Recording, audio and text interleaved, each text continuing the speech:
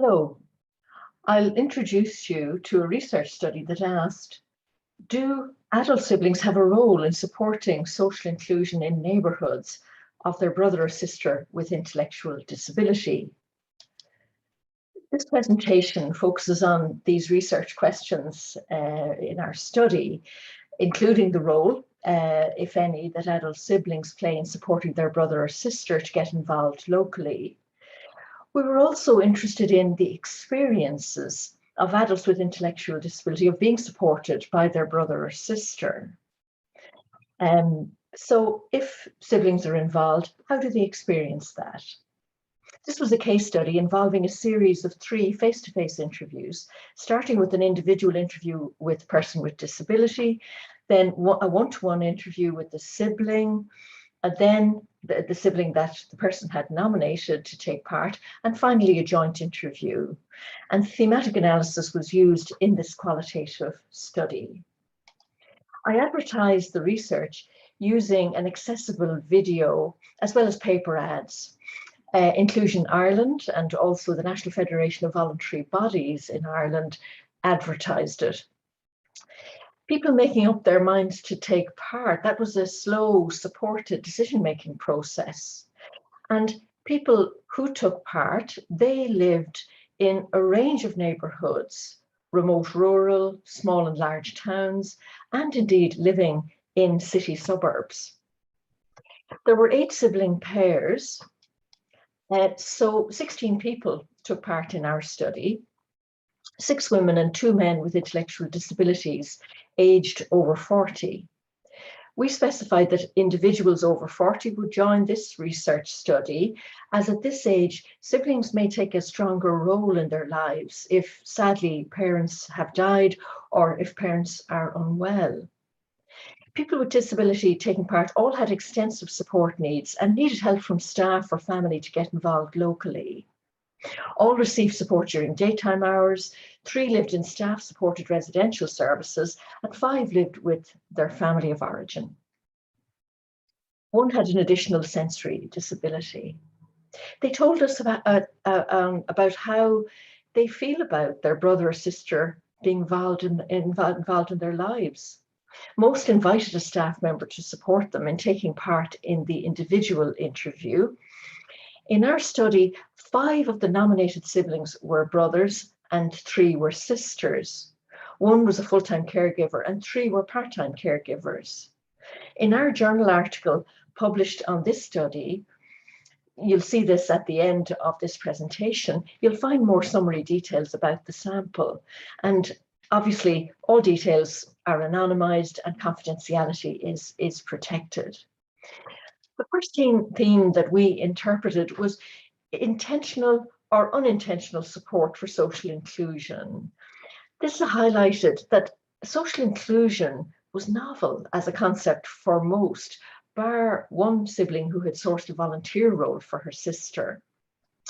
But even though most siblings found the idea of intentionally supporting their brother or sister to engage locally as new, most were already involved in offering practical support. For example, transport, shopping together, etc. Though they were providing this practical support without it directly intending to build their brother or sister's connections with people and places locally. Levels of sibling involvement were variable for sure, and it could be said that these were involved siblings as they had consented to be involved in the research, but even with that, we saw a range of levels of involvement. An aspect of this theme, this first theme, was the influence of lifelong emotional bonds on the support available from siblings, as expressed by Marie here in this quote, saying that she's always felt responsible for her sister. Some siblings that we met expressed ambivalence and a sense of being perhaps emotionally tied to their brother or sister.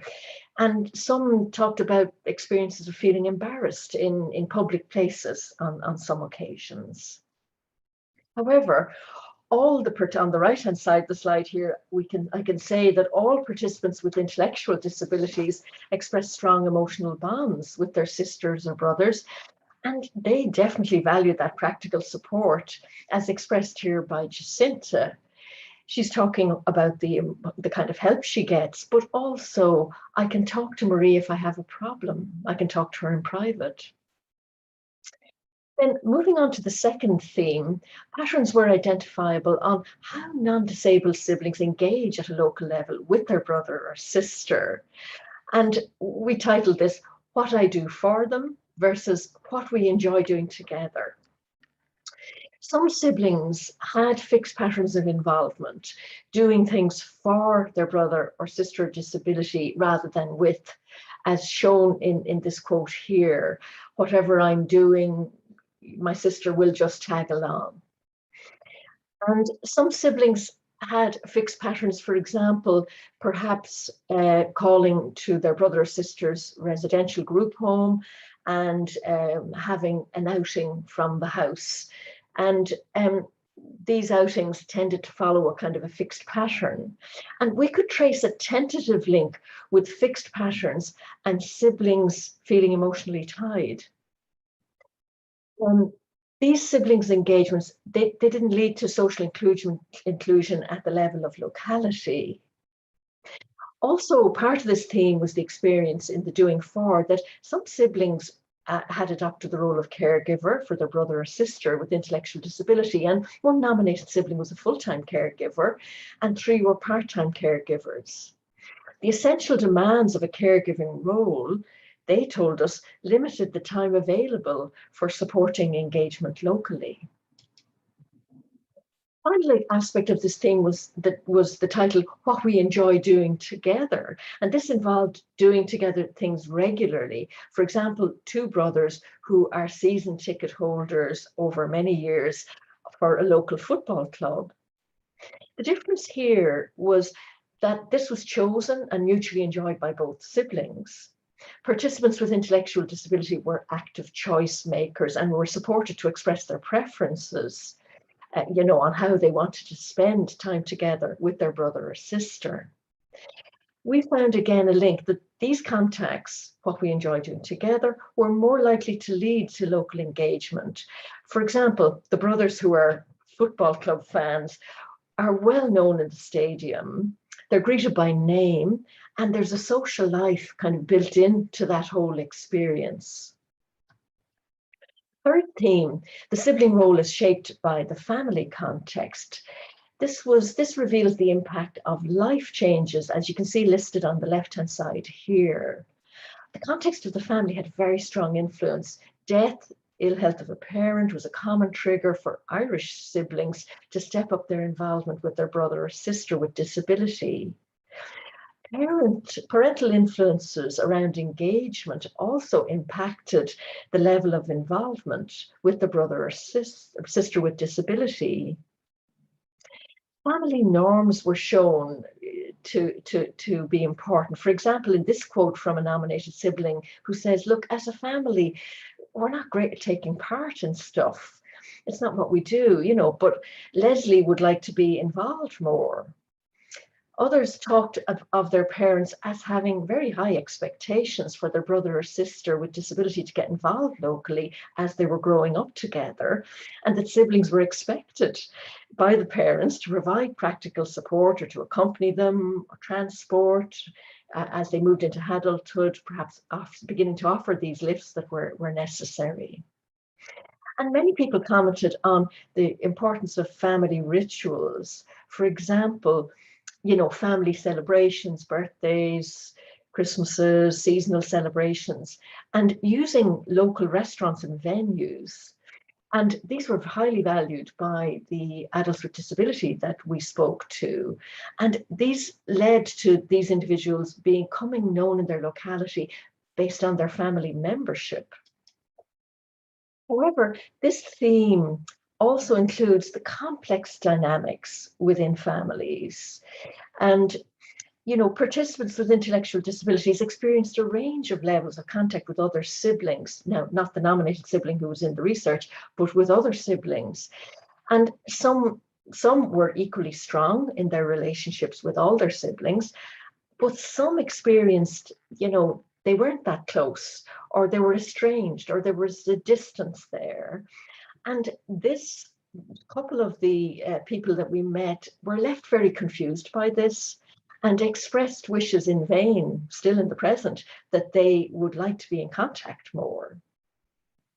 And between then the non-disabled siblings themselves, there's also indication of complex dynamics. Some might be estranged from each other, but be in touch with the person with disability. And most participants then finally had nieces or nephews, ranging from small children through to young adults. And all the people with disability in our sample were single, and they very much enjoyed engagement with their nieces and nephews. They love spending time with them, and some, given the age group, had nephews and nieces who were in their 20s, and some really enjoyed socializing with them and going to local coffee shops and enjoying things locally with them. Fourth theme here covers a range of push and pull factors, and there were many identified in our study. Being introduced to siblings' networks of friends did lead to local engagement.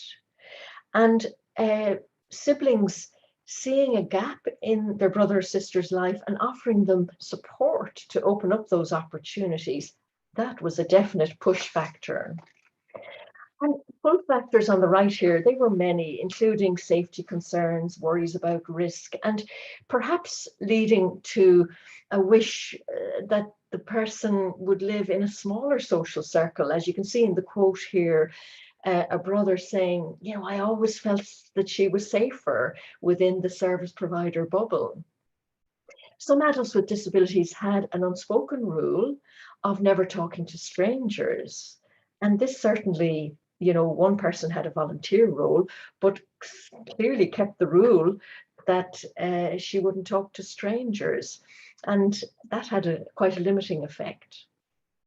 There was also a sense of divided lives, with adults not being facilitated to meet up with their one-to-one with their friends at weekends. There was lots of group leisure activity, but for people who had these fantastic friends that they had met in their day services, they weren't necessarily facilitated to meet up on the weekends one-to-one. Now, there are many more push and pull factors, and these are detailed in the journal article, which I'll give you details of later. The final thing that we interpreted was what siblings value and don't value with regard to their connections with service providers. And this really had many aspects, but what we really found was that the lived experience of this sibling pair of local engagement, that was very much bound up in the relationship with the service provider. Some nominated siblings, a small few, attended annual planning meetings, but two of the people who we spoke to understood that they were being invited to grant permission for new social inclusion activities for their brother or sister. Others valued service providers investing their resources in segregated leisure activities. And the people who spoke about this saw the group leisure activities as really linked to them being siblings expected to do less. One said, there'd be less pressure on me, you know, in that instance.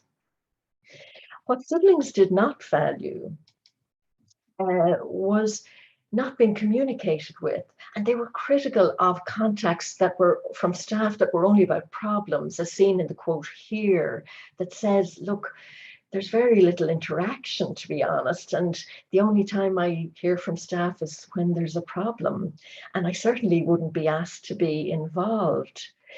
And this was a quote actually from a brother whose brother with disability really wants him involved in his life. And he's very involved in this natural support way. So before I close, I want to share with you some more quick examples from our small sample of social inclusion opportunities that siblings have already opened up naturally without any prompting, except that they believed it was the right thing. And now remember that in our sample, all individuals with disability bar 1 need lifts and need to be accompanied for various safety and risk reasons in their localities. So the first is Leslie and her brother, who like to take part in an annual charity walk. And actually, Leslie lives in a residential service. And so getting an opportunity to do a charity walk in the area she grew up in is very welcome to her. She's known there. The next are Joan and Paul, and they're regulars in their local pub, and they enjoy music sessions, and they're known very much to see and known by name and welcomed there. Next, Jacinta moved into a new town, and her sister, Marie, through her own connections, found her a volunteer role.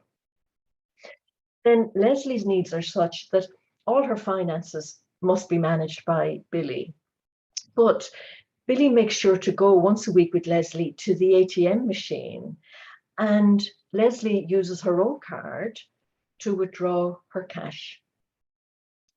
Then George and Kevin, they're very much into sports, both of them, TV sports, all manner of sports. And unfortunately, George has had quite a few health problems, and his GP recommended that he think about walking and fitness. So Kevin and he share a gym session once a week, and Kevin motivates George strongly to stick with it and to get fit. They both enjoy that gym session, and they're both members. Then Aoife and Tracy, they spend time together every weekend. They go to their local haunts, the cafes, cinema in their local area, and they like to walk Tracy's dog in the local park. They're definitely known to see and known by name in their locality. And Tracy has introduced Aoife to her friends in addition. So the key messages for practice from this research, these research findings, are that siblings are often on the margins of service providers' communications with families. And the potential of siblings who, don't forget, have their own knowledge of the area, their own connections, their potential to tap into those networks and knowledge to open up opportunities for engaging locally. In the sample we met, certainly, that's been underutilized. And there's a scope, we believe, for a group intervention study for adult siblings to become natural local connectors.